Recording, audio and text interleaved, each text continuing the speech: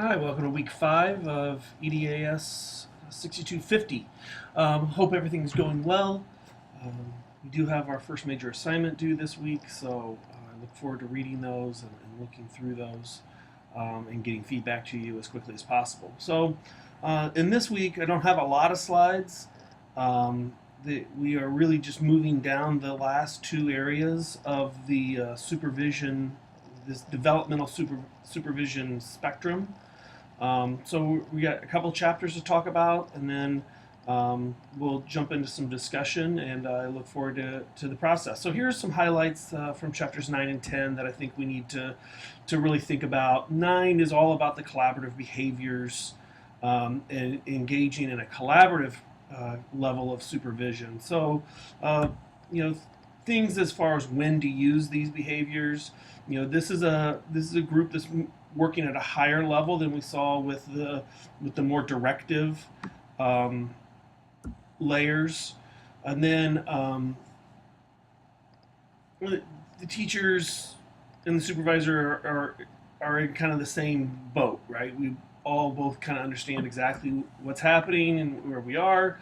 And again, they will both be responsible for carrying out what's happening, right? So in this process of supervising and developing these teachers, there'll be certain things that'll be tasked with the teacher or group of teachers, and certain things that the administrator or the supervisor will be responsible for. Remember, this is again different than what we saw with, say, really directive, where the teacher was not given any choice, didn't have anything that was on their plate. They were told exactly what to do, and then it was on the administrator, on the supervisor, to hold them accountable, to be looking for those measurements and be going through that process. So that's a different, this is, again, this is a little bit different in that regard. And then there's this equal kind of commitment, right? We have this idea that we want the teachers clearly want to improve, and they need some additional supports and processes, and the administrator or supervisor is ready to give those. So some questions of reflection. As a supervisor, I think it's important that we don't give the facade of being collaborative and instead fall into directive informational, right? That next step up, more controlling layer. Are we beyond just the mechanicals and asking for things? Do we really give them decision-making process? The third bullet point there: have I accepted conflict and reassured teachers or group that disagreement is part of the decision-making process? Have we embraced and allowed a safe environment for there to be, I'm not sure about that. Let's press against that a little bit more, either by us as the supervisor or by the teachers, right? Have the teachers been able to do those things? And then continued through that dialogue, that collaborative process, right? So those are some things about the collaborative process, which is a nice place to land in a supervisory role. Ultimately, we would love to be in a space, and really I think with your observations and the work that you will be doing with your colleagues, not since you don't embody all the positional roles of supervisor within the assignments for this class, I think chapter 10 is where you really will find yourself a lot through this class. But ultimately, as a supervisor, it would be nice to be in an organization, in a school, that these were the processes, right? Non-directive. So we have to recognize that we seldom use this kind of process, though. And because it's seldom used, teachers themselves may not be understanding of what's happening here. You got to be very directed, very explicit, right, in your explanations, and you may have to work with them to build some time in to let them build trust and rapport in order to feel comfortable in this spot. But I think one of the key things, and I actually have my book right here, and I'm going to draw from it, is that non-directive is not laissez-faire. Laissez-faire, completely hands-off. Non-directive, on the other hand, though, is this idea that we are going to fully empower and support. We're not. It's not an abdication of our role of supervision. We're still. We're just not needing to be as involved, right? There's a couple of things that are important, I think, for us to note. You're still involved through this idea of encouraging and reflecting, facilitating that teacher decision-making process. You're providing a space, and there's still an expectation that the teachers are going to develop, make decisions, and move themselves forward within their development. Where laissez-faire would be you just didn't engage with them. Also, the authors note, that it is important that, you only are using non-directive supervision with teachers that are ready in their own development to be engaged with in this way. That a laissez-faire supervisor would not be engaged with anyone regardless of where they were within their development. Teachers that needed a lot of support, these laissez-faire supervisors would not be engaged with them. Where in this model of developmental supervision, we recognize that there's some teachers that we need to be directive with.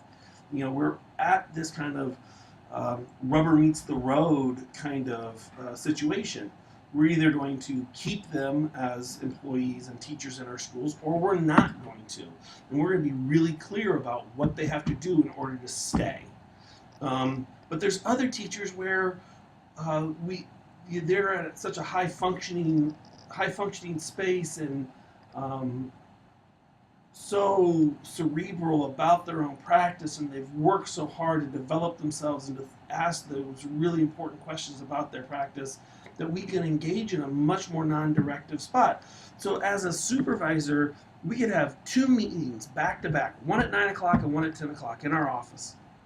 At the 9 o'clock meeting, we are engaged in directive supervision, that very early first one that we talked about, right? But our 10 o'clock meeting with a different teacher, a different group of teachers, we're in a total non-directive. And so a laissez-faire supervision, you wouldn't be able to tell the difference between those meetings. But in developmental supervision, we would see a difference. And so it's important for us to understand that we're talking about these things as not just a continuum of who a supervisor is, but a continuum in the way in which we effectively supervise across our entire staff. So there are issues, right? Can I really remain non-judgmental? Can I really remove myself enough to stay out of the way? Sorry about those sound effects. What happens if the teacher or group is unwilling to take full responsibility and they really are asking for your input? How do we handle that?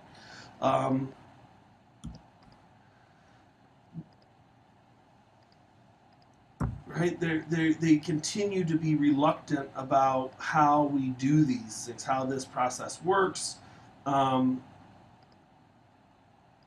then how exact or variable the sequence of the behaviors, right? Is it a formula that we follow, or is there more variation within the non-directive supervision model? And then we have to decide when non-directive supervision can be used, right? When's the right time? And I think it may be rare that it gets used, especially early on, while we're building those rapports, and maybe we fall more into the collaborative behaviors, chapter 9, and then eventually we build that trust and rapport required that then we can stop being so active in those involvements. But that may take some time, and you've got to be willing to really force teachers to get out of their comfort zone sometimes, because it is rare. This is not the way in which most supervisors, most administrators view themselves as the boss. They view themselves as the shell answer man. They've got to have the right answers. They've got to be have this direction and control happening. And so when they engage in these non-directive supervision processes, teachers don't know how to respond, right? So again, when do we use them? High development levels, right? They are well beyond where you are within knowledge and expertise. They have a high level of knowledge and expertise with whatever the issue is. Right? This may be technology integration.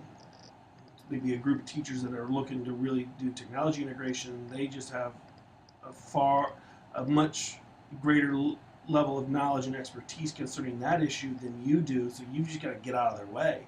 Make sure that you understand and are encouraging and supporting, but again, get out of their way and not,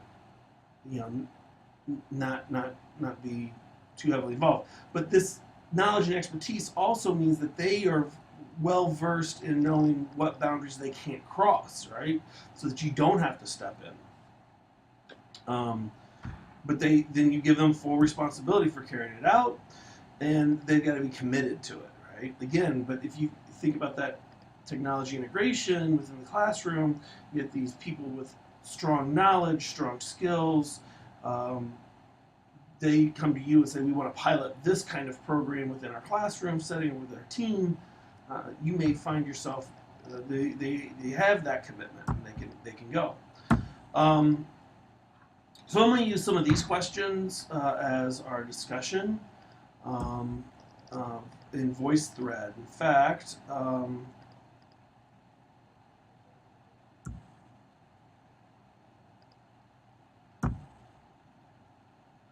so these are the 4 questions, and I'm going to, again, vary these up a little bit and pick 1 or 2 of them for our VoiceThread conversation.